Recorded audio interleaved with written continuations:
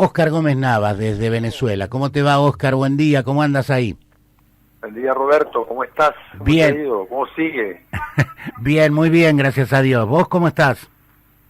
Bien, ahí te estaba oyendo yo por el otro canal y decía que te iba a decir que por Facebook se estaba viendo y decía, oye, el papá se equivoca, pero el de ustedes no, porque es argentino, no se puede equivocar.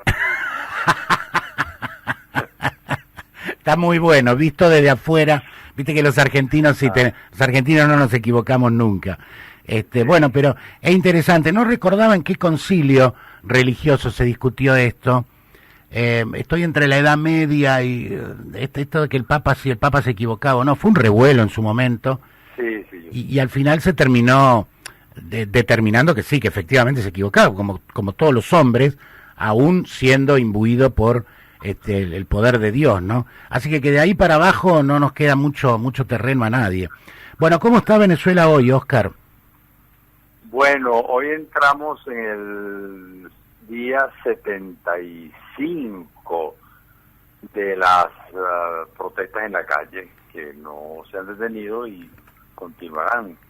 Por ejemplo, la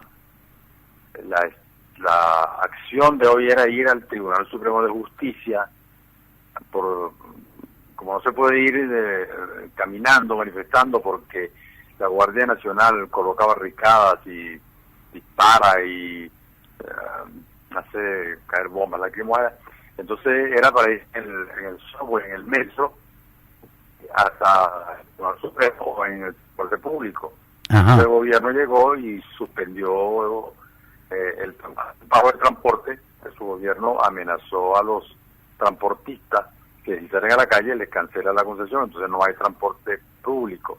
Y el metro lo dejó de circular, no circula sino entre las dos estaciones terminales o en los dos extremos de la ciudad. Entonces no hay forma alguna de que la gente utilice ninguno de los transportes, y en automóvil pues ni modo de llegar porque no hay donde estacionar y no transporta el número de personas. Pero entonces sigue la lucha fratricida prácticamente, que todos los días aumenta la represión y aumenta el número de personas que van a la calle a manifestar, porque realmente estamos en un problema que si no se resuelve antes que el presidente materialice su propuesta de una asamblea constituyente, que sea el 30 de julio, nos vamos a meter en un problema muchísimo mayor, porque entonces ya no serán manifestaciones, podría convertirse en una contienda de otras características, muy dolorosa, muy triste, pero al fin y al cabo lamentable, porque el país se deterioraría más de lo que ya esa asamblea nacional constituyente a la que te refieres, nosotros también tenemos una asamblea nacional constituyente prevista en nuestra Constitución Nacional, pero tiene mucho que ver con el criterio, la idea cubana de que en vez de que vote el pueblo, votan organizaciones que elige la autoridad política que dicen representar al pueblo. ¿Es esta la mecánica que quiere implementar Maduro y que por supuesto la Asamblea no quiere? Fíjate que junto a la abundancia de materiales que circulan en las redes sociales sobre lo que ocurre en Venezuela, porque si hay internet, Twitter, Instagram, nada oculto, de aquí van a Europa, a Estados Unidos, regresan fotografías, videos de todo lo que está ocurriendo. Mucha gente ha puesto a circular un video, una película que está en todos los canales pagados, se puede ver, que se llama algo así como Viniendo del Fuego, algo parecido, que tiene que ver con la rebelión que ocurrió en Ucrania, por el cual los ucranianos salieron del gobierno dictatorial que tenían, ahora acaban de abjurar totalmente del nazismo, del comunismo, acaban de prohibirlo. Tu periodista, comunicador social, tiene que haber visto la noticia, que están prohibiendo todos los símbolos que tengan que ver con alguna propaganda. Pero la gente dice, pero miren, los ucranianos lo que hicieron y pudieron y todo. Creo que es distinto en el sentido de que en Ucrania era ucranianos versus ucranianos, y al fin y al cabo los que estaban en contra se dieron cuenta del problema en que estaban, de que el país se les iba el garete, y bueno, llegaron a una solución que les ha permitido salir adelante.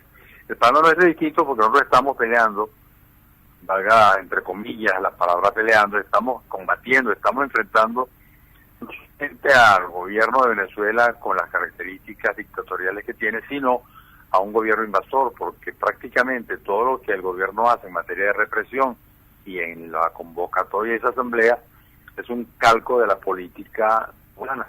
Aquí hay un gobierno paralelo que es el gobierno de la República de Cuba. Todos los servicios de registro público, de notaría, la cedulación, los carnet de identidad, todo está en manos de cubanos contra eso. Se han detenido en algunas ciudades cuando han podido a guardias nacionales uniformados y los han retenido, y cuando los despojan del armamento y de la gestión se dan cuenta de que son cubanos. En esto encontraron uno que murió en uno de esos enfrentamientos, cuando lo llevaron al centro de salud, lo toda la identificación, era cubano también. Cuando tú estás frente a ellos, no hablan, porque al hablar... Claro, entonces, denuncian estamos en un problema muy serio porque... Yo me acuerdo mucho, tú tienes que recordarlo también, pero me muy instruido, que hay un poema de César Vallejo que se llama España, que comienza diciendo: si cae España es un decir, niño del mundo, algo así. Bueno, parafraseando a Vallejo, uno podría decir, por cubanos podrían decir, caramba, si cae Venezuela, porque es que la supervivencia del régimen cubano, como régimen de fuerza, depende de la extinción de la democracia en Venezuela. No es que Cuba vaya a desaparecer, ahora, pero no podrían seguir con sus políticas, sino que tendrían que concretar el avance de su sociedad y digamos, consolidar algunas de las cosas que han hecho y han realizado con una política distinta a la que tienen ahora, que es una apertura del mercado común en el sentido de que existe la propiedad privada, se sincerarian sus negocios que tienen desde hace mucho tiempo con los Estados Unidos de Norteamérica, pero no tendrían ese apoyo monetario, financiero, que representa el regalo de petróleo que le hace Venezuela. Ahora, Oscar, dígame. Permítame que te haga una última pregunta, porque creo que va a explicar en grandes rasgos, en grandes trazos, lo que está pasando hoy en Venezuela. Vos podrías no estar hoy en Caracas, vos podrías perfectamente estar en Miami junto a tu mujer, sin embargo, estás en Venezuela y no querés irte de Venezuela, y como vos hay un montón de venezolanos. Quiere decir que hay una esperanza de poder terminar con este régimen autoritario, porque si no ya esos venezolanos se hubiesen ido. Totalmente. ¿Por dónde pasa esa esperanza? ¿Qué es lo que están ansiosos esperando? Que Maduro renuncie es algo muy difícil que suceda. Que llegue la racionalidad. Claro, su salida más honrosa sería renunciar, y tiene motivos para hacerlo, y dice él tiene, yo voy a renunciar, muchas explicaciones, como tantos parlantes en su sitio diciendo, mira, no quiero el derramamiento de sangre, tal cosa, cualquier cosa.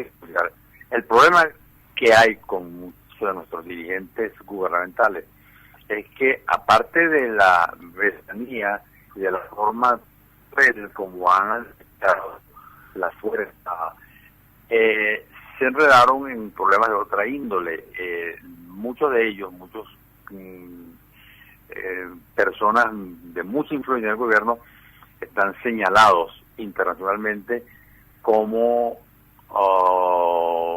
factores importantes de alguna relación con el narcotráfico. Entonces, su problema es a dónde voy cuando hay una justicia internacional que no conoce límites. Yo recuerdo mucho, venía justamente en uno de esos congresos en los cuales nos hemos encontrado, que veníamos de Buenos Aires, creo, y tuvimos que hacer escala en Chile justamente el día en que habían detenido a Augusto Pinochet en Londres. Es decir, los chilenos, si mal no recuerdo, para poder salir del problema que tenían una vez que depusieron a Pinochet con la fuerza que tenía y había ganado entre la Fuerza Armada, tuvieron ya una negociación, le reconocieron fueron militares, su senaduría vitalicia, todo para que se haga el derramamiento de sangre y el país se enrumbara, como de hecho lo hizo, por otros caminos.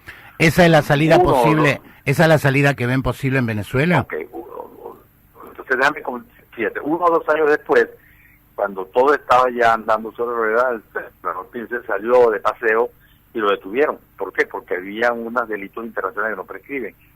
Esa lección es aprendida y entonces los dirigentes nuevos nuestros que están, que no son todos, hay dentro del partido de gobierno hay un saco de gatos, hay una lucha interna entre los que quieren que se aparte, si el gobierno simplemente dice que no va a llamar ninguna constituyente y simplemente se dedica a enmendar parte de los errores cometidos y llama a una conversación distinta a algún fallido diálogo que hubo en el cual se buscaron como negociante a gente afín al gobierno, como fueron el expresidente de la República Dominicana, Fernández, un presidente de Panamá afín a Chávez y un expresidente español del gobierno español venido a menos que es Zapatero. Bueno, no llegaron a ninguna muestra.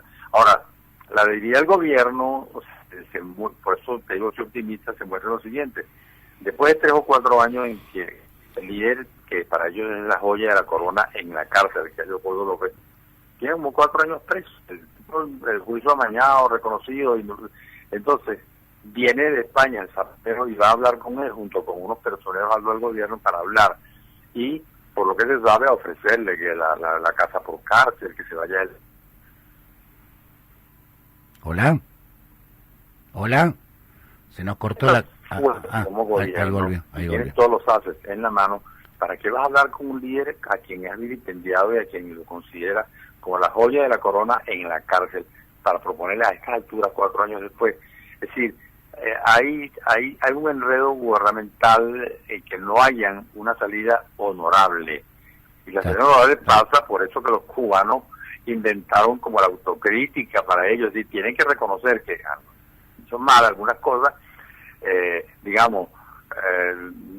cambiar su relación con el sector privado, desmontar el sistema de control de cambio para que el sector privado pueda... No hay país, no hay estado alguno en el mundo que se desarrolle sin la intervención del sector privado. Si tú lo tienes conculcado, si no le niegas las divisas, no hay apoyo productivo, no hay economía que resista eso. Entonces, el enredo gubernamental, habiendo salidas institucionales, no son inmediatas, tardará mucho en reconstruir el país, pero las hay. Es decir, no somos únicos en la historia. En todas partes del mundo, en Vietnam, mientras las bombas seguían cayendo, se reunían en París para tratar de solucionar el problema entre los Estados Unidos, Norteamérica y Libia. Claro, sí. Pero aquí cuando se ha tratado de llegar a una conversación, la única respuesta es una represión sin límite, cruenta, y la imagen que te da es que nosotros tenemos un presidente que no gobierna, que quien gobierna es un sector del ejército, el más radical, que tiene justamente el problema encima de que no hayan cómo resolver su relación real o eventual, o tendrá que probarse, pero en todo caso, para eso están los tribunales nacionales e internacionales, su relación con el tráfico de drogas. Entonces, sí, a mí me gusta decir que todo problema de orden público tiene una solución política, la dificultad es encontrarla, pero cuando ese problema de orden público está mezclado con el delito, ahí ya la política sola no puede, ahí hace falta la política y la justicia, y a veces no van de la mano, Oscar. Bueno, yo tengo que dejarte, Oscar, pero bueno, plantearte que estamos permanentemente... Bueno, sigo a tu orden, ya sabes dónde encontrarme en cualquier momento, y si hay algo que valga la pena, yo te llamo directamente para darte la primicia de cualquier cosa que ocurra. Genial, un cariño para yo y para vos, y cuídense, por favor. Bueno, gracias y mucho éxito en tu programa. Hasta luego, que les vaya bien, buen día.